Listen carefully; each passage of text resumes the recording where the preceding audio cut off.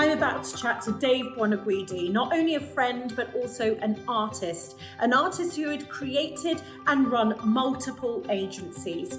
So we're going to talk today about branding, about the advertising world, about what you can do as a small business or artist at this period of time. He's someone, if anyone knows Dave, we have great fun together. He has been at multiple events of mine, but also is not shy in coming forward with telling us really how it is.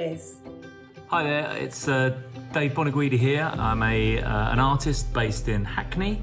We're going to be talking about kind of the crazy times that we're currently operating in, and or trying to remain active and operational in.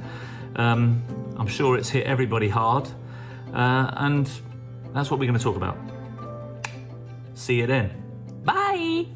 Thank you so much for joining us. I'm interested. We're going to sort of touch on bits, and let me know, anybody out there, if sound becomes an issue for any reason.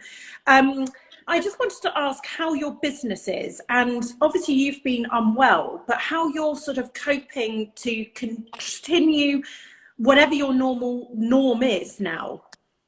Well, in January this year, I made the decision. Well, I made the decision last year, but this year in January, from January the 1st, I became a full-time artist professionally. That was my job.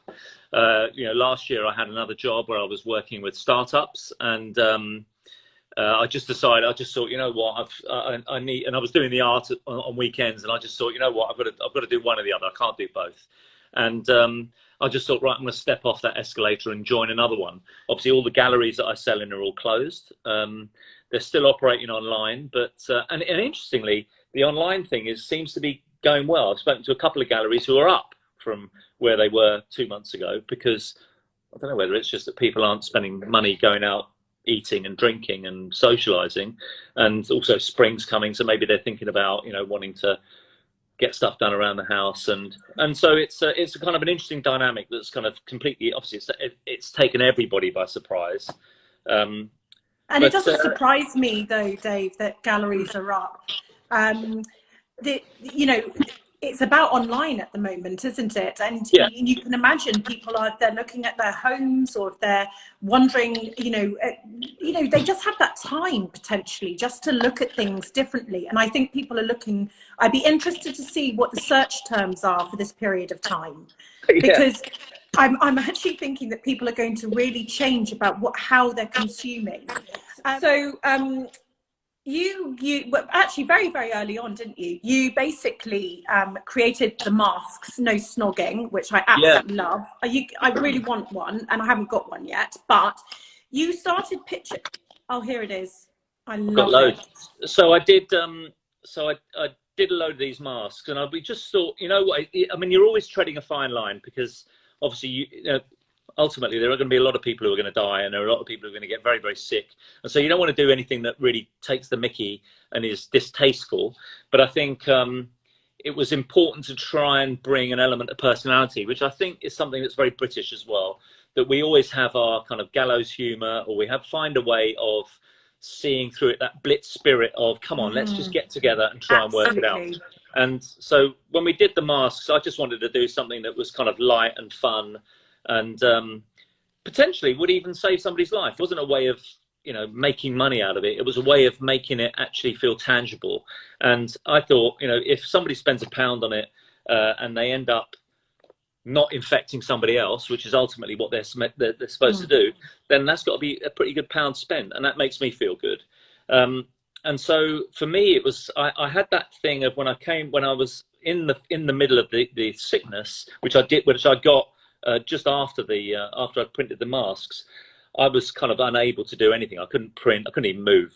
And then as I started getting back, I had that kind of shock of I'm used to working to deadlines. I like knowing, you've got to have this show ready by the end of April, and you work back from that, and you get all professional, and you go, well, I've got to print it by then. I've got to get it framed by then, blah, blah, blah, blah, blah.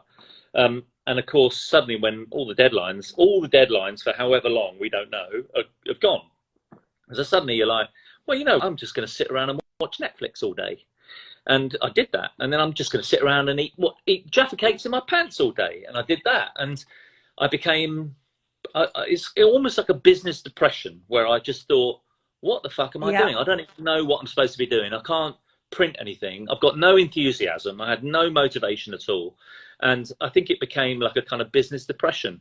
And I don't know, I just suddenly thought, well, part of my job, I know I'm going to be operating, I'm a professional artist now, but I know I'm going to be operating at the end of the year, if that's when it all comes back. Yes. And so my job is, how do I, this is a sort of a stupid analogy, but the way I look at it is, people look at the world like lots of little light bulbs, all the brands that they interact with, and how do I make sure that my light bulb is shining bright and is still on? Because it's very easy while we get all depressed and melodramatic to literally just shut off and sit indoors for 6 months or however long it's going to take, and then kind of hibernate. And I think for me, I want to make sure that I'm not hibernating, and that I'm trying to do anything I can to make sure that my little bulb is shining as bright as possible. So we did all of these masks, and we did the funny money.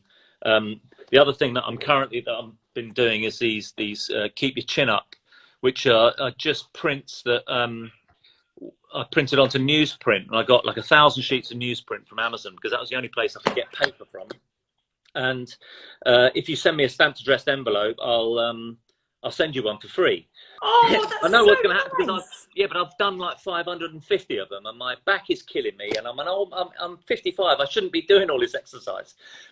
And oddly enough, today I had a couple of ambulance drivers swung by, got in touch through Instagram, swung by, and I gave them like 20 of them, and they're going to stick them up everywhere. And I just put them in my window looking out onto the street. And it was more just like, I think we have a role to play as artists, which is to respond to the status quo. It's happened in the past. Pop art was a rebellion against something. The Renaissance was a rebellion against something. We all have a role to play, which is look at culture, be part of culture, but then also respond to stuff that's happening in culture. And yes. this is an interesting but very, very dramatic scenario that I think all artists have a role to kind of play a part in. I think art is one of those things that is, we are there to lift spirits. I want my work, when people look at it on the wall, to feel something. I want them to experience something more than just, oh, that's a nice picture of a parrot. It needs to be something more than that. I want to get a reaction, whether they laugh or whether it makes the hair on their arms stand up, or something that engages them in a deeper fashion. And I think for me, that's the thing that I was always trying to get with my marketing.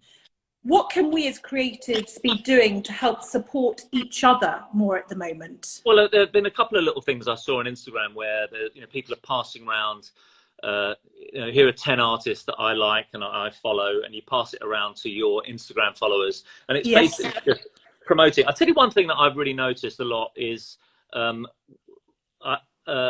not so much doing groups of people, but finding individuals. The thing with a lot of artists and a lot of makers is that they're quite awkward people. They operate on their own.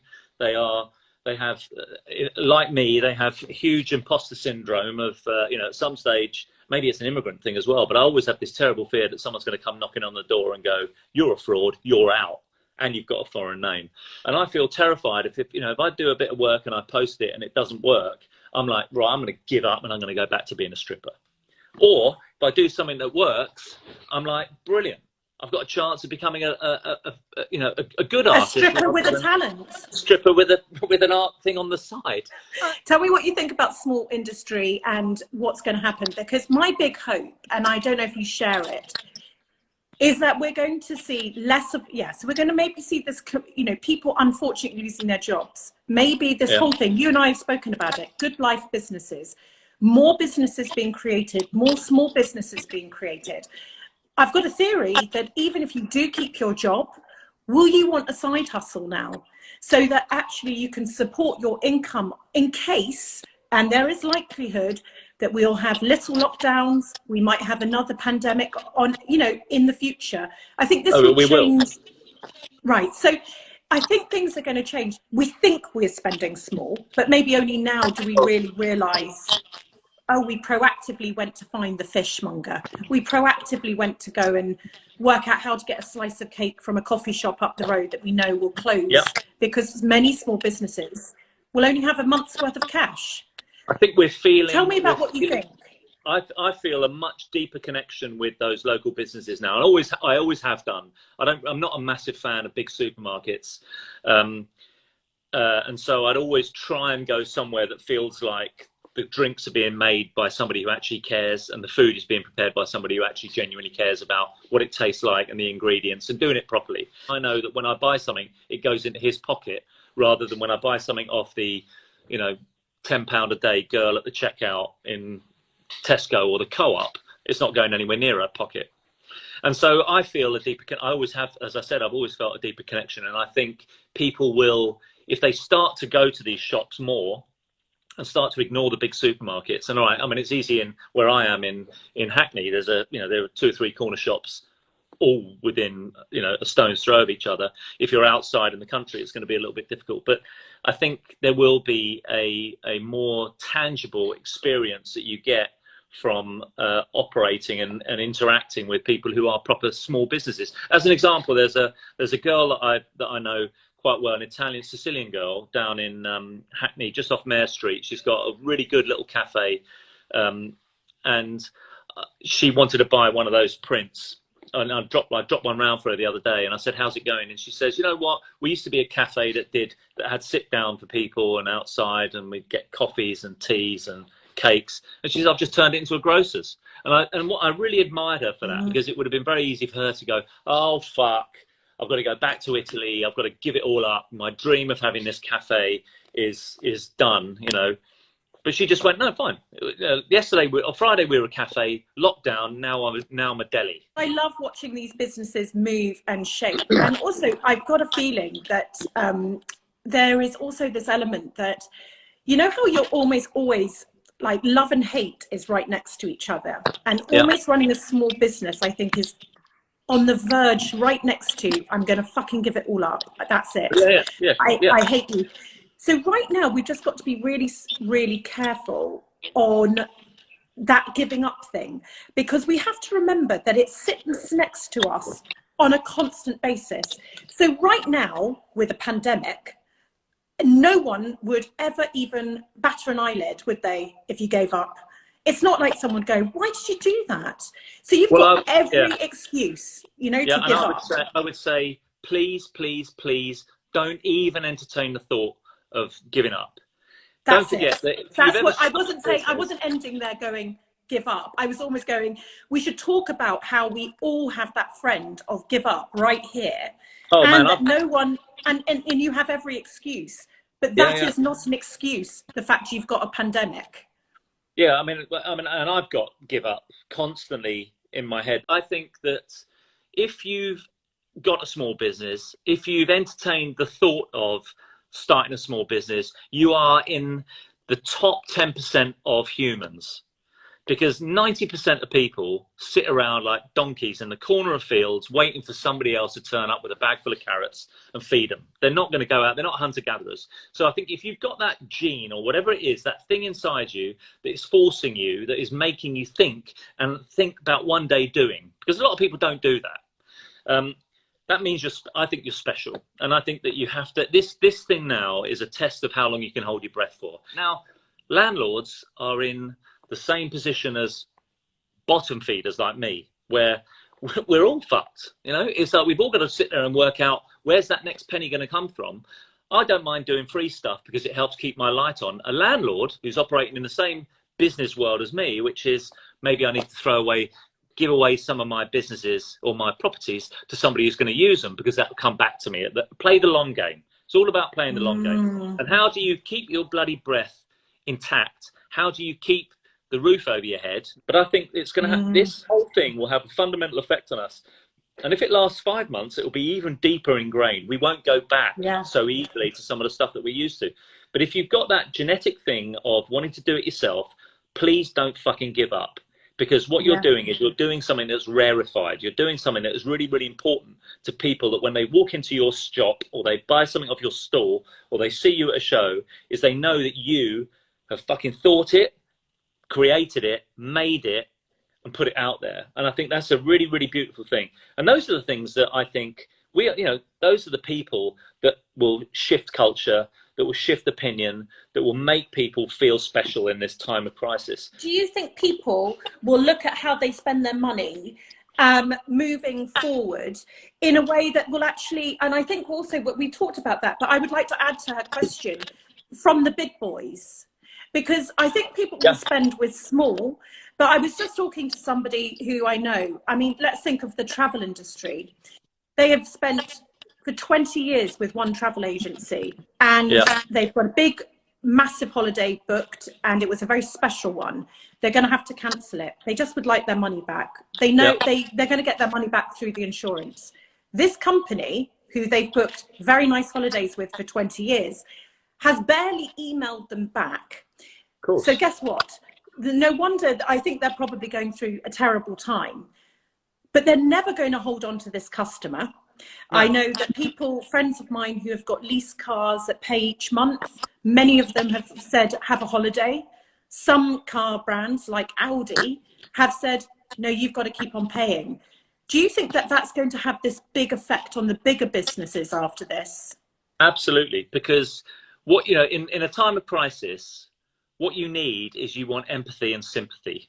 I think the whole thing of how we feel about these big businesses is having a massive impact on us now, because I think all of those big businesses, we have a sale every 3 weeks, Black Friday, Christmas Eve, Boxing Day, January the 1st. It's just like, give us your money, Easter. Get your money as quickly as you can. And because it's like, not boom, but because it's all good, everybody goes, yeah, I need a new telly. You don't really need a new telly, actually.